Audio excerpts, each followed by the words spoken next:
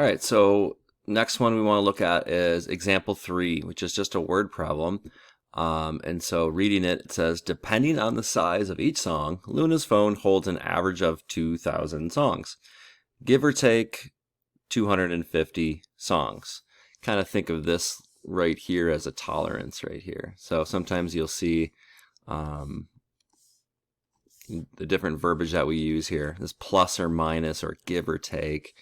We can think of this as a tolerance.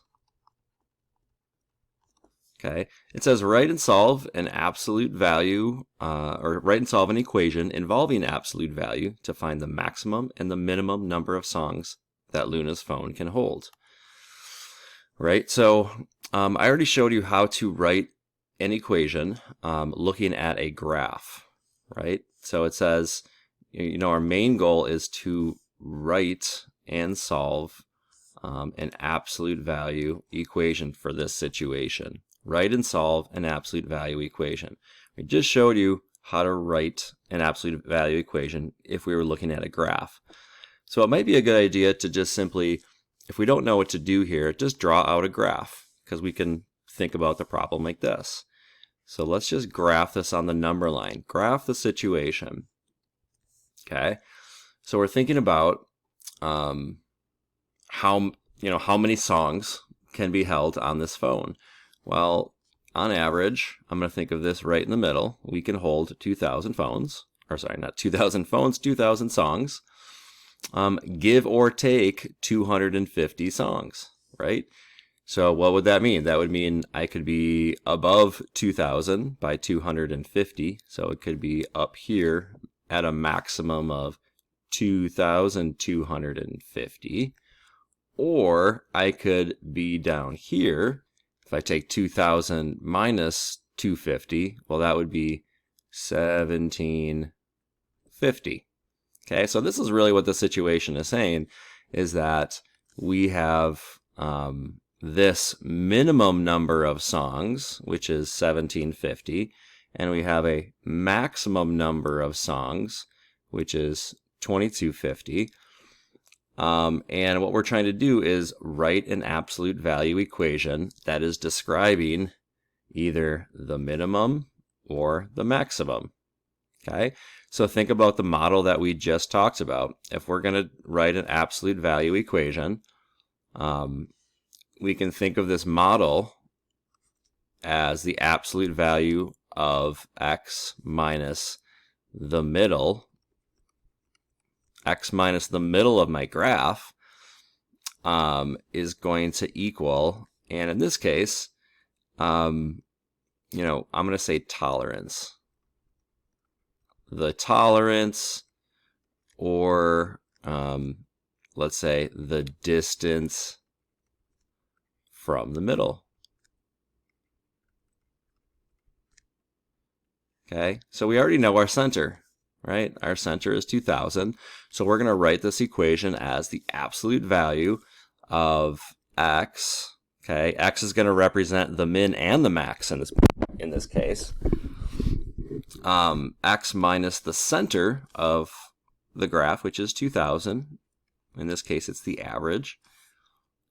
Okay, and that the min and the max are going to be a distance of how far away. The tolerance, or the distance from 2,000, is 250. So we already know that. In this case, they give us the tolerance, which is 250. So that would be the equation.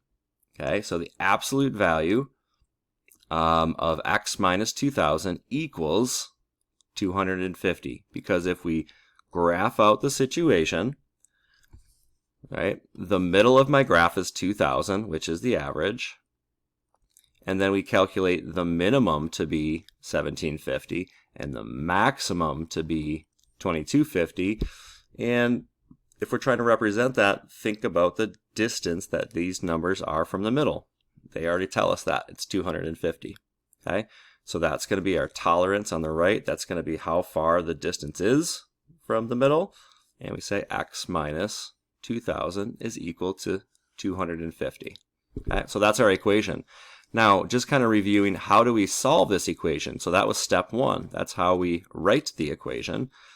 How do we solve the equation? Well, remember when we solve the equation, now first of all, keep in mind, we already know what the answer is. We just solved it because the minimum is 1750 and the maximum is 2250. Those are the answers. We just did it while we were looking at the problem. But in this case, we're trying to review the process of what if this was my original equation and how would I solve this if I was just given this problem, and assume that we just don't know the answers right away. Remember from yesterday, we write two equations. We write two equations that would be case 1 and case 2. Okay, so the first equation that we would write, if we're going to solve this, would be x minus 2,000 equals 250. Exactly how you see the problem, in the absolute value, except you don't have the absolute value there. And the second case would always be x minus 2,000 equals, and the only difference here is that we put the opposite of the right-hand side, so we'd put negative 250, right? So if we were to go ahead and solve this, right, we would just solve each equation individually. Plus 2,000 on both sides here, and we would get x equals the 2250 that we already knew, right? And then over here, if we add 2,000, we would get x equals the 1750 that we already came up with before. So this would be how you solve it, right? If you were given the absolute value equation from the start and you had to solve it like we did yesterday, you go ahead and break it up into two simple equations, okay? But writing the situation or writing the absolute value equation, okay, you have to, or I would, graph the situation first, and then find the middle, and then go from there with the formula that we used.